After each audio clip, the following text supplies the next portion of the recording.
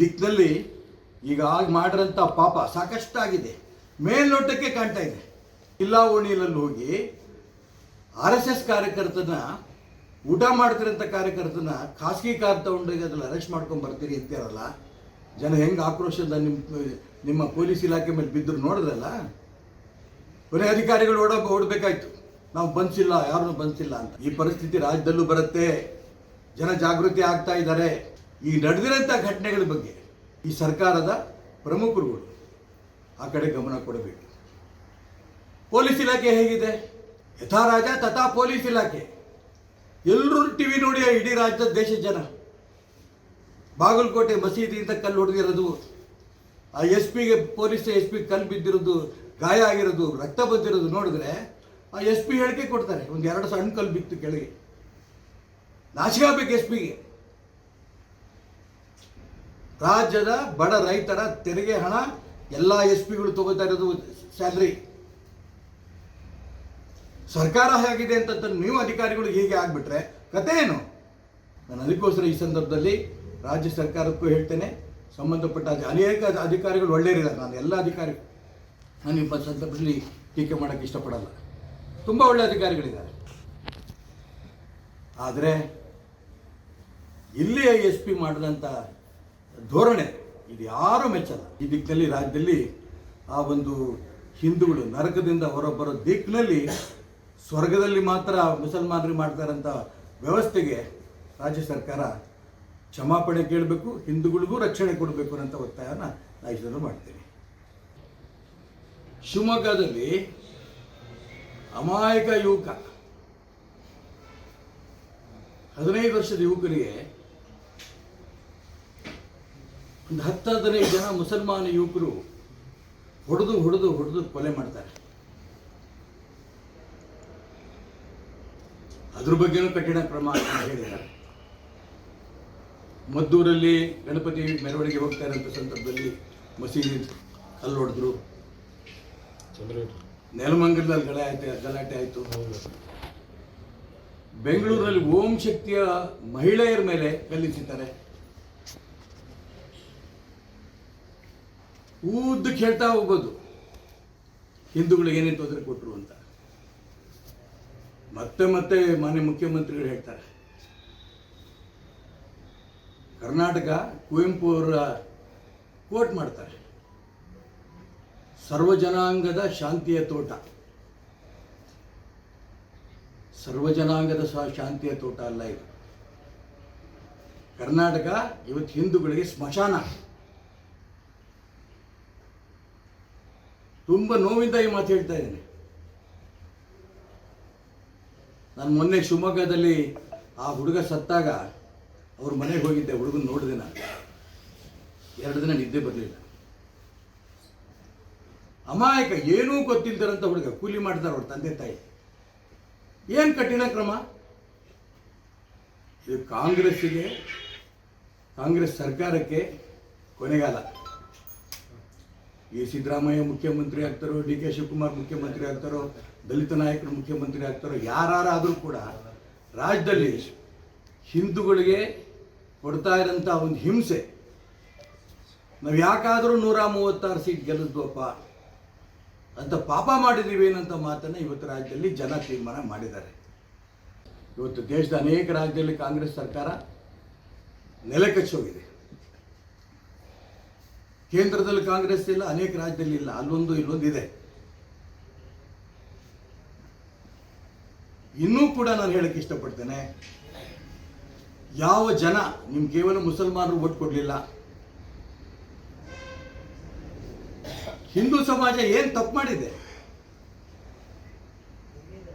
ಗುಂಪಾಗಿ ಮುಸಲ್ಮಾನರು ನಿಮಗೆ ಓಟ್ ಕೊಡ್ತಾರೆ ಅಂತ ಒಂದೇ ಕಾರಣಕ್ಕೆ ಓಟಿನ ರಾಜಕಾರಣ ಮಾಡಿಕೊಂಡು ಹಿಂದೂಗಳ ಹತ್ಯೆ ಕಣ್ಣಿಂದ ನೋಡ್ತಾ ಇದ್ದೀರಲ್ಲ ಮಾನ್ಯ ಮುಖ್ಯಮಂತ್ರಿಗಳು, ಗೃಹಮಂತ್ರಿಗಳು, ಇಡೀ ಸಚಿವ ಸಂಪುಟದವರು.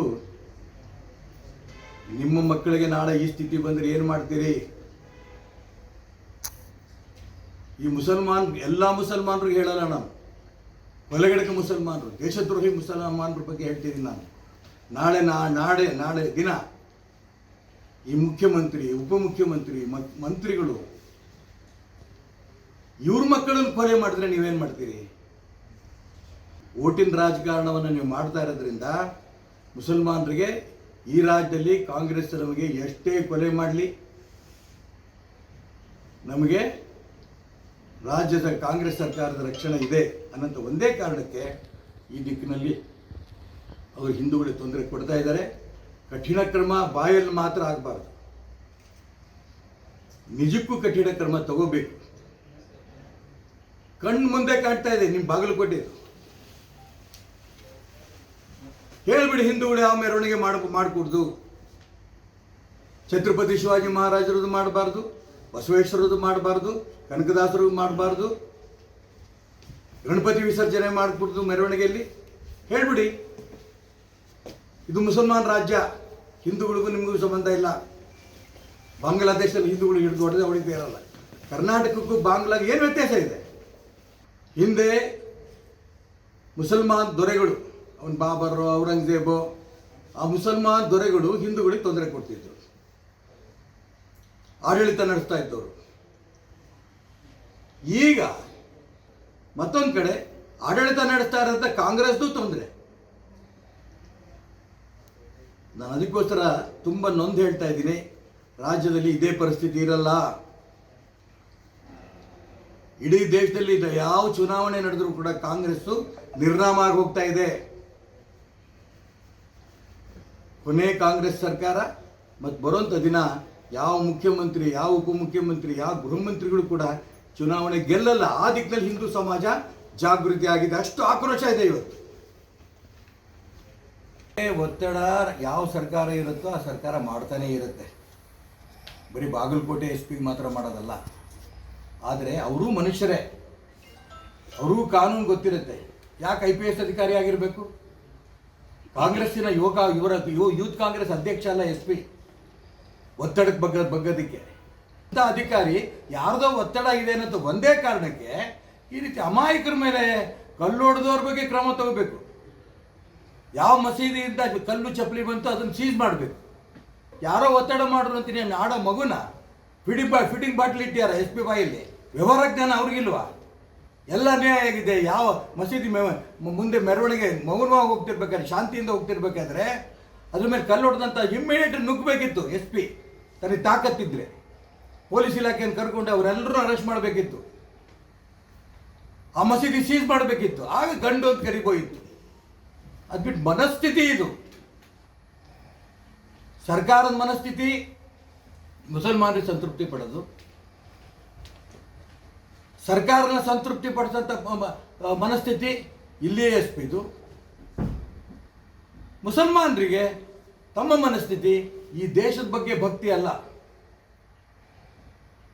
ಹಿಂದೂಗಳು ದ್ವೇಷ ಮಾಡ್ಕೊಂಡು ತೊಂದರೆ ಕೊಡ್ತಾ ಹೋಗುತ್ತೆ ಅವ್ರ ಮನಸ್ಥಿತಿ. ಎಲ್ಲ ಮನಸ್ಥಿತಿನೂ ಬದಲಾವಣೆ ಆಗಬೇಕು. ಈ ದೇಶದಲ್ಲಿ ಅನ್ನ ತಿಂತಾ ಇದ್ದೀವಿ ನಾವು. ಪೊಲೀಸ್ ಅಧಿಕಾರಿಗಳಿಗೂ ಅನಿಸ್ಬೇಕು, ಸರ್ಕಾರ ನಡೆಸ್ತಾ ಇರೋಂಥ ವ್ಯಕ್ತಿಗಳಿಗೂ ಅನಿಸ್ಬೇಕು, ನಾನು ಈ ದೇಶದ ಅನ್ನ ತಿಂತಾ ಇದ್ದೀನಿ, ಈ ದೇಶದಲ್ಲಿರೋಂಥ ಪ್ರತಿಯೊಬ್ಬರಿಗೂ ನ್ಯಾಯ ಕೊಡ್ತೀನಿ ನಾನು. ಈ ದಿಕ್ಕಿನಲ್ಲಿ ಪ್ರಯತ್ನ ನಡೆಸಿದ್ರೆ ಅನುಕೂಲ ಆಗುತ್ತೆ. ಅದು ಬಿಟ್ಟು ಮುಸಲ್ಮಾನರನ್ನ ಸಂತೃಪ್ತಿ ಪಡಿಸೋಂಥ ಮನಸ್ಥಿತಿ ಸರ್ಕಾರವನ್ನು ಬಿಡಬೇಕು. ಕೆಲವು ಮುಸಲ್ಮಾನರು ಮತ್ತೆ ಹೇಳ್ತೀನಿ, ನಾನು ಎಲ್ಲ ಮುಸಲ್ಮಾನರು ಹೇಳಲ್ಲ, ನಾನು ಅವ್ರ ಮನಸ್ಥಿತಿ ಅವ್ರು ಬದಲಾವಣೆ ಮಾಡ್ಕೋಬೇಕು.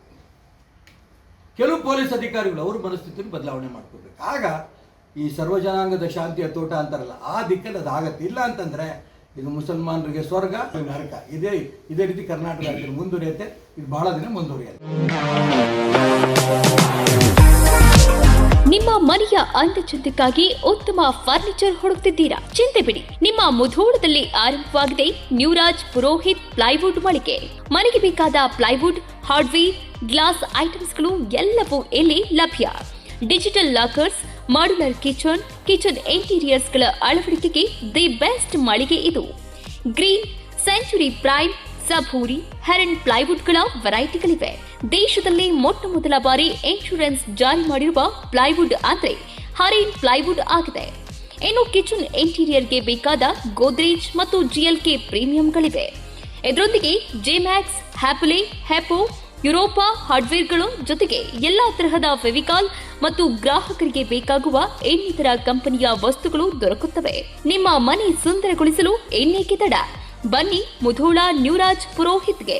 ಸ್ಥಳ ವಲ್ಲಿಗೌಡರ್ ಪೆಟ್ರೋಲ್ ಪಂಪ್ ಹತ್ತಿರ, Mantur road, Mudhol. Run TV news videos ನೋಡಲು ಸಬ್ಸ್ಕ್ರೈಬ್ ಮಾಡಿ ಬೆಲ್ ಐಕಾನ್ ಪ್ರೆಸ್ ಮಾಡಿ.